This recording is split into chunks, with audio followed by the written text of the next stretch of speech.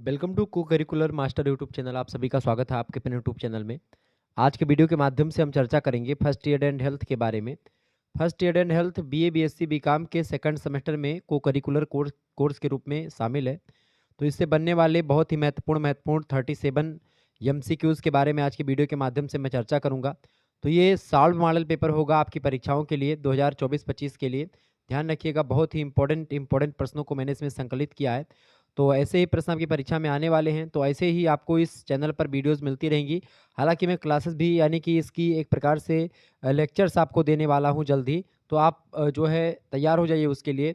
Model papers आएंगे, महासंग्राम videos आएगी और प्रैक्टिस सेट मैं सोच रहा हूं कि लगभग 5-5 प्रैक्टिस सेट आपको दे दिए जाएं, ताकि एक प्रकार से एक घंटे के प्रैक्टिस सेट होंगे जिसमें लगभग 200 प्रश्न होंगे और बहुत ही विधिवत तरीके से फिर उसमें हम समझने का प्रयास करेंगे। यानी कि अब की बार इस चैनल पर को करिकुलर मास्टर पर बहुत ही विधिवत तैयारी होने वाली है।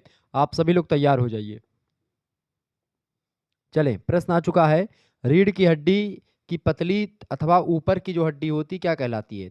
तो रीढ़ की जो हड्डी होती है पतली हड्डी, और ऊपर की जो हड्डी होती है रीढ़ की, वो उसको बोलते हैं क्या? उसको बोलते हैं सर्वाइकल हड्डी। क्या बोलते हैं? सर्वाइकल हड्डी। ठीक है, ऑप्शन नंबर इसका आ करेक्ट आंसर होगा। अगला क्वेश्चन आप देखेंगे, रीढ़ की हड्डी में, और ये कितनी संख्या में होती हैं भैया? सर्वाइकल जो हड्डियां होती हैं ये रीढ़ में 7 की संख्या में होती हैं। अगला क्वेश्चन आपके स्क्रीन पर आ चुका है। रीढ़ की हड्डी में सर्वाइकल हड्डी के बाद के अगले 12 जोड़े कहलाते हैं। तो सर्वाइकल हड्डी के बाद के जो 12 जोड़े होते हैं अगले, उनको बोलते हैं थोरेसिक। ठीक है, ऑप्शन नंबर इसका बी करेक्ट आंसर होगा। आगे देखेंगे अगला प्रश्न।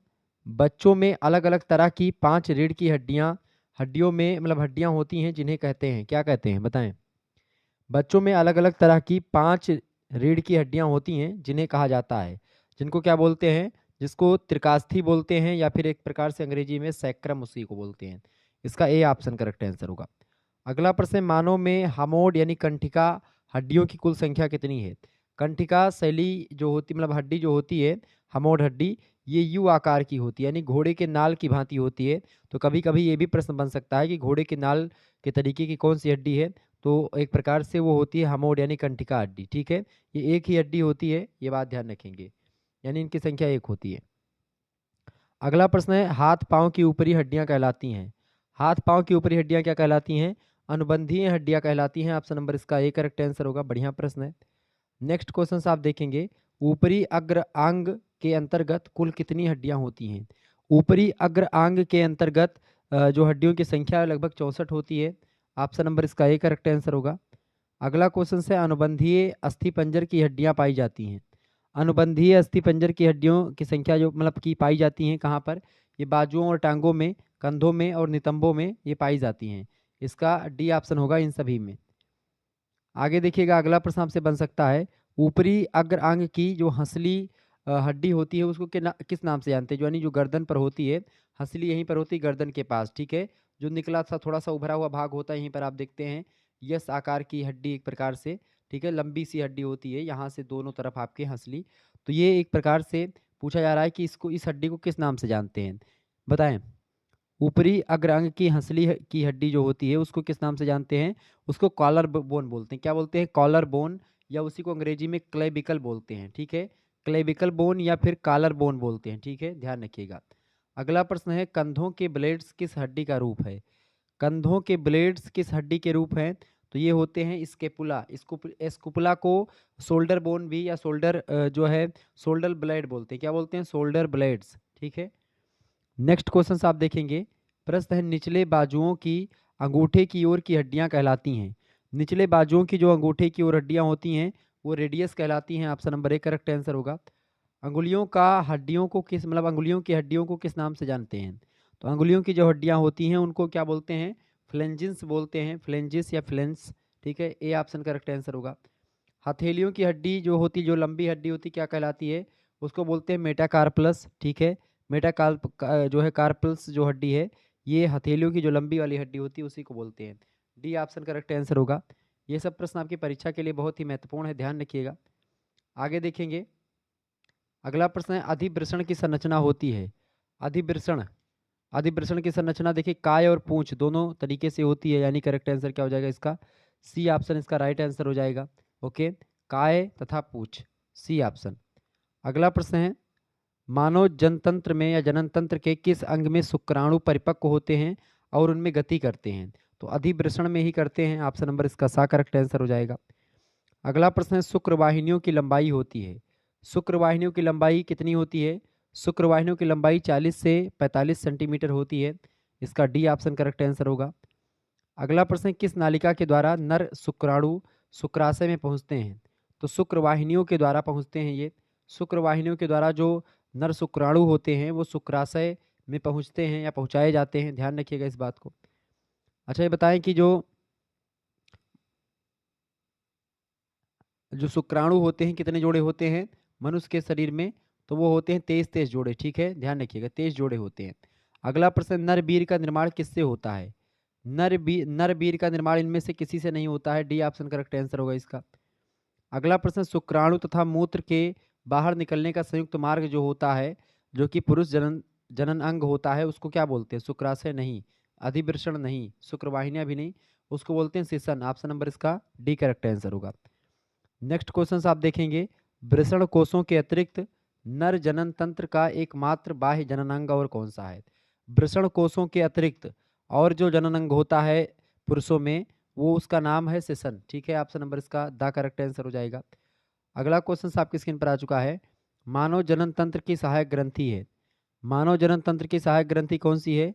देखिए, प्रोस्टेट, काउपर और पेरिनियल, ये तीनों हैं। Option number D correct answer होगा। नेक्स्ट क्वेश्चन आप देखेंगे, मानव जनन तंत्र की सहायक ग्रंथियों का मुख्य कार्य क्या है? तो मानव जनन तंत्र की जो सहायक ग्रंथियां हैं, इनका काम होता है बीज का निर्माण करना या निर्माण करने में सहायता करना, शुक्राणुओं को पोषण देना और शुक्राणुओं को जीवित रखना, ये सब काम होता है। डी ऑप्शन करेक्ट आंसर हो जाएगा ये सभी। नेक्स्ट क्वेश्चन आप देखेंगे, एक शुक्राणु की लंबाई कितनी होती है? बढ़िया प्रश्न परीक्षा में पूछा गया है। एक शुक्राणु की लंबाई कितनी होती है? लगभग 60 यूएम के आकार की होती लंबाई होती है एक शुक्राणु की। ऑप्शन नंबर आ करेक्ट आंसर होगा।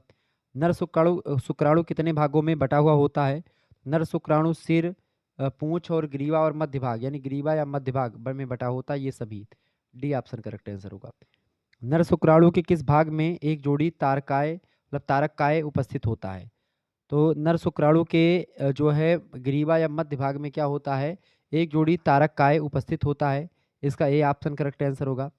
अच्छा, ये बताएं, मुख्य मादा जनन अंग कौन सा? अंडाशय नहीं, मतलब सॉरी, अंडाशय, बिल्कुल अंडाशय होता है। गर्भाशय, अंडाशय और योनि। ठीक है, ये मुख्य मादा जनन अंग में शामिल हैं तीनों। ऑप्शन नंबर डी लगा देंगे ये सभी। आगे देखेंगे, अगला प्रश्न आपकी स्क्रीन पर आ चुका है, फटाफट से आप लोग देखेंगे, परीक्षा की दृष्टि से इंपॉर्टेंट प्रश्न है। प्रश्न है, ऑक्सीजन रहित रक्त में ऑक्सीजन कहाँ मिलता है? ऑक्सीजन रहित रक्त में या ऑक्सीजन रहित रक्त में ऑक्सीजन कहाँ मिलता है?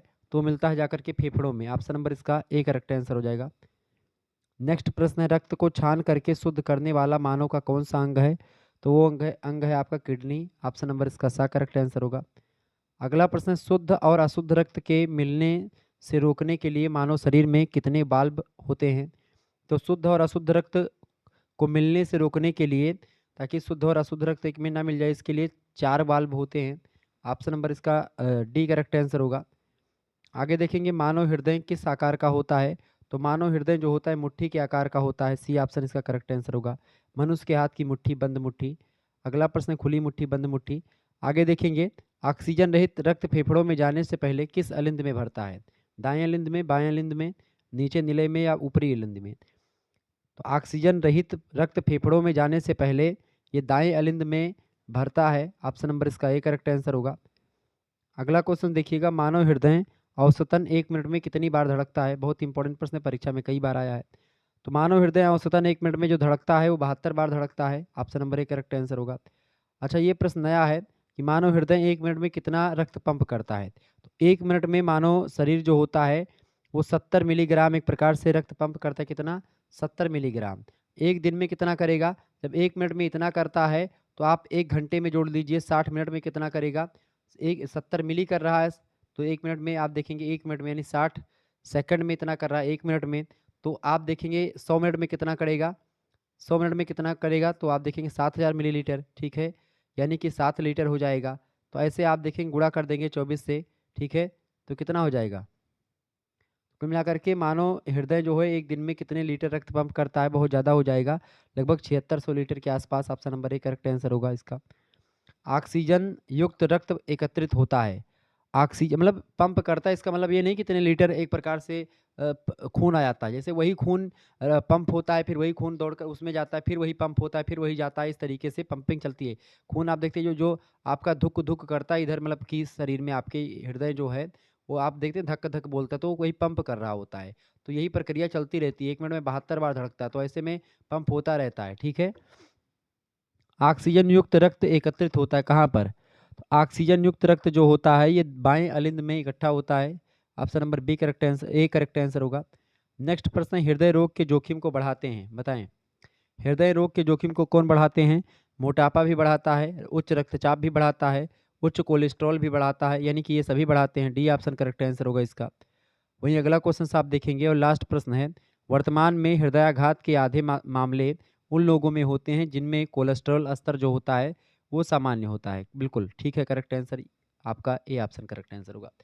तो इस तरीके से आप लोगों ने कई प्रश्नों को समझा। ठीक है, मिलते मिलते हैं फिर नेक्स्ट वीडियो में इसी तरीके से इंपॉर्टेंट प्रश्नों के साथ। बहुत बहुत धन्यवाद आपका हमारे से जुड़ने के लिए। इसी प्रकार से अपना प्यार हमेशा बनाए रखेंगे। चैनल को सब्सक्राइब कर दीजिएगा और सभी दोस्तों से करवा भी दीजिएगा। ठीक है, धन्यवाद।